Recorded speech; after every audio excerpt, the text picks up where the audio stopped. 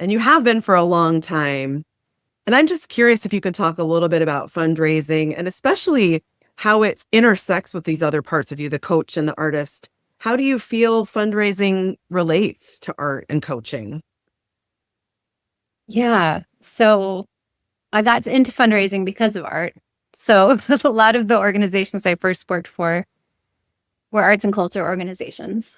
And again, I went to school for visual art, but I also have always loved to write. So working for arts organizations and being somebody who loves to write, I very quickly got into grant writing and also loving art and artists and people who create culture. One of the ways I've always loved those people has been supporting them materially as well as enjoying their work. I'm really invested in to support art. You support the people who make art. To support culture, you invest in organizations that promote culture.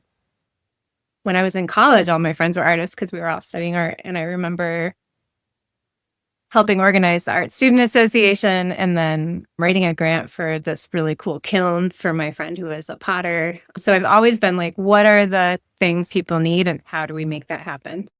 The way I was raised in my family has always been, okay, if you want to see something, how do you support it to make sure it's here and continues?